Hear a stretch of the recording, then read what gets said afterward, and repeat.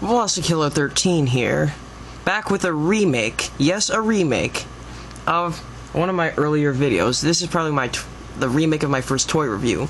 That is of this super rare Godzilla playset, 2004 exclusive. Just Gojira something something something. 50th anniversary icon. An even bigger 50th anniversary icon, 1954 to 2004. This is meant to celebrate the big G's, well, what do you think, is 50th anniversary. So of course you open it up. There you have the figurines on the inside. Mechagodzilla, Destroyer. Let's open it up. But of course, this set comes with 16 figures. All are sculpted pretty well. And that's why I'm remaking this review. Because people just complained that seeing how the quality on the camera was bad, they couldn't see the detail. Well, now here's your chance for the improved review. First, the Big G himself will take a look. See, now you can take a look at his detail much, much better than the old one. Take a look at his spikes, his feet, his tail.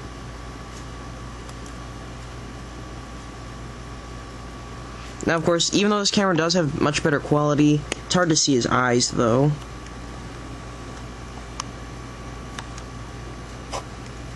Looks okay. Next, Anguirus. Now, of course, his tail is actually a bit too long. And his, tail, well, I guess they just tried. The spiked club on his tail isn't done too well. Plus, he looks a bit kinda ugly. Can you see him? No, you can't. Hey, but at least the quality's better. Yeah, he looks kinda ugly here.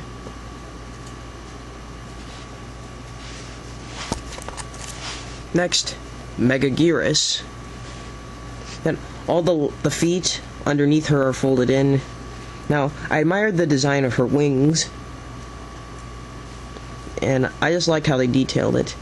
Now, of course, one little disappointment is that the claws, or her pincers, are like shoved next to her face. They're not removable, they're not posable, nothing. Oh, and the tail is just straight out, it just sticks out like that. Looks okay, except I'm not sure if this character is purple and brown. I looked at the movie more of a grayish brown. Next we got Manila, or the son of Godzilla. Looks pretty bad. Oh, and I also have a complaint about the size comparison with Godzilla. Look. See that? Doesn't that look a bit too tall to you? They could have at least made Godzilla a bit taller. Okay. Next, we got the Atragon, also in Japan known as the Gotengo. Looks alright. It's not a monster, just some large battleship with a huge drill at the end. Looks alright, but of course, seeing how there's this big thing at the bottom, and the surface at the bottom isn't very flat, very curved. It just sort of flips down like that. Next is King Caesar, weird lion god thing. Of course, tail, kind of bendy looking. I like the detail on his body, especially with like the shingles or scales on his torso. A pretty fierce looking face sculpt.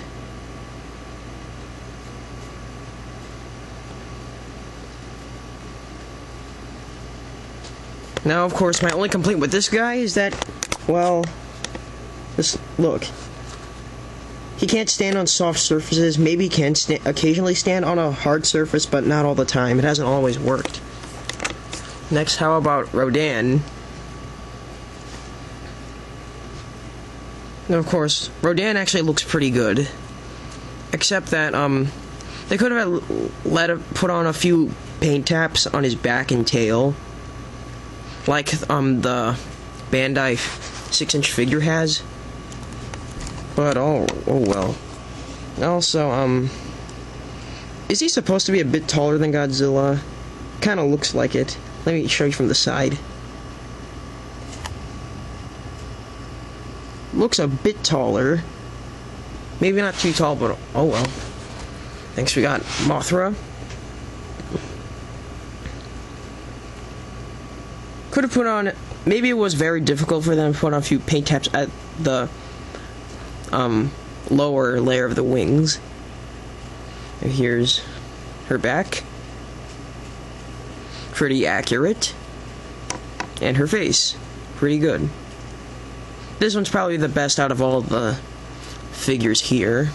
The best. A little bit of, you know, thumbs up for you Mothra fans. Next, Gigan.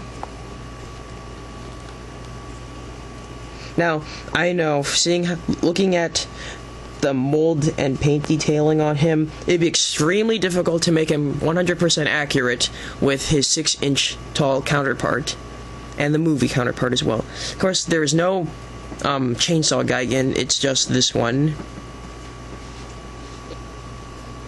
Although, with this spike on his head being pretty long, almost reminds me of the chainsaw Gigan.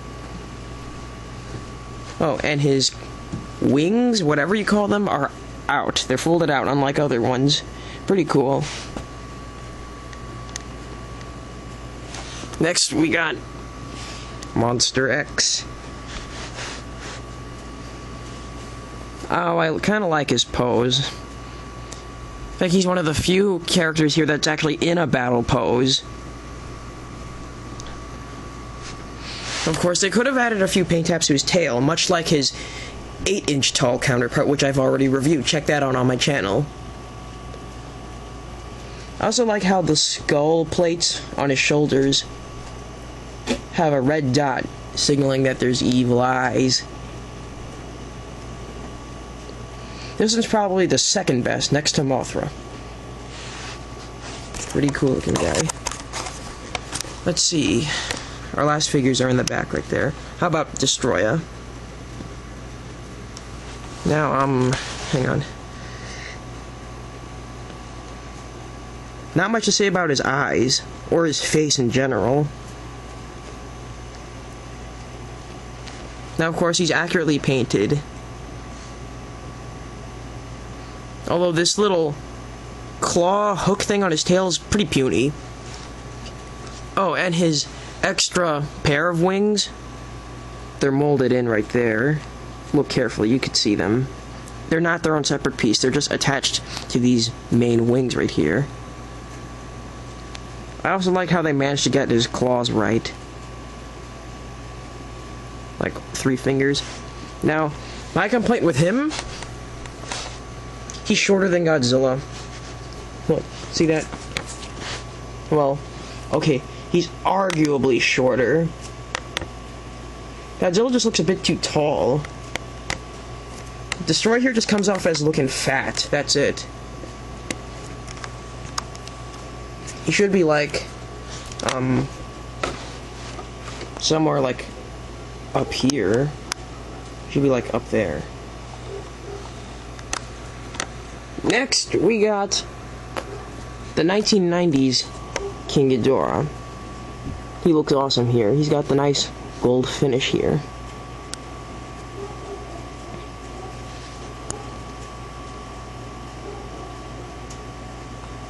Pretty cool head sculpt. Very accurate. Next, we got, Kiryu, but this one is featured particularly in Tokyo SOS. Look, just by looking at the drill for a hand. Yep, this character looks pretty much metal-like. Like his chest plate. Although he does need a few paint taps on his neck. Needs to be black stripish, kinda. Oh well. Let's take a look at his tail. There's no spike things on his tail this time. Oh well. Next we got Baragon.